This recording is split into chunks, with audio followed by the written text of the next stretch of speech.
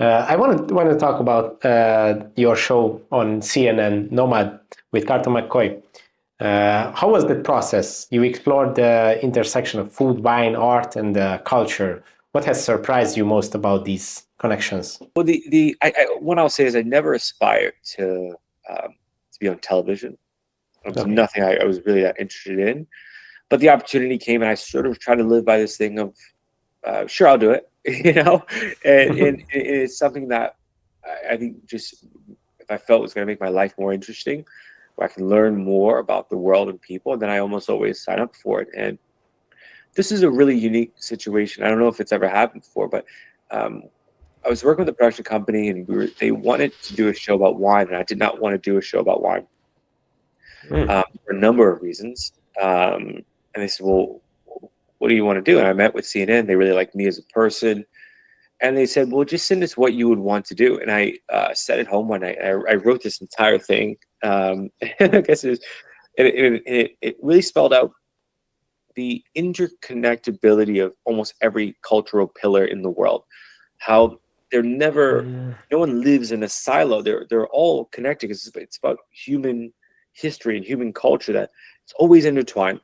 Look at music and art and wine and food and religion. It's all Yeah. intertwined in some way. And I really wanted that show to go, but it also is constantly evolving, Yeah. right?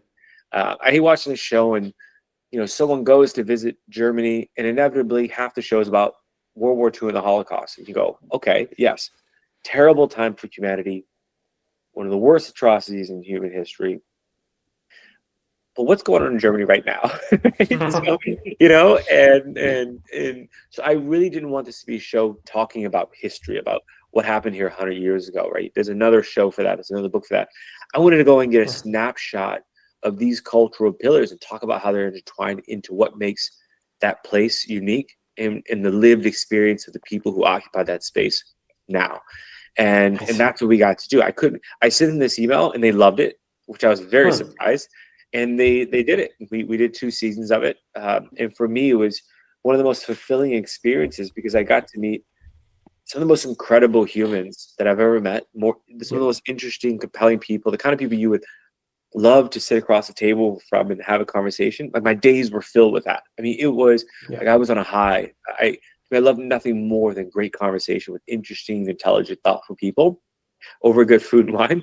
And I was doing that. And that to me, it was very fulfilling. I see. So you had this creative freedom Yeah. It of. was great. I don't know how it worked out. I don't know. It must have been, I don't know, good luck, fate, God, I don't know, but it worked out. I would have never guessed you told me when I was 18 I was going to be doing a series on CNN completely dictated by what I wanted to do with no experience on television whatsoever. It's not like I came I from a background with like, oh, I know this guy. Yeah, he's done all these cool shows. I'd never been on television and somehow I got to do this thing. So, yeah, it was really great. Well, probably the idea was really good, and they saw that. The luck was that they recognized the Yes. potential in the idea. In my mind, I went, I'm going to send this email. They're going to laugh, and I'm never going to hear from them again. That's what I thought. But I go, what's worst that can happen? They could say no, and my life doesn't change at all. Exactly. Well, congratulations, because it truly was an interesting journey, and as you said, not having any experience, that must have been a great challenge. We'd also just come out of COVID, so no one had traveled in a year and a half or Yeah. 2 years, and I got to travel the world to some really incredible places. So for me personally, it was very fulfilling to be back in the world and meeting with people, and you remind yourself that the vast majority of people in the world are awesome. They're really good Yeah. and they're really kind. And sitting in the house looking at the doomsday news, you forget about that, Yeah. and you go out in the world and you go, no, this is not accurate. Like actually, people are pretty amazing.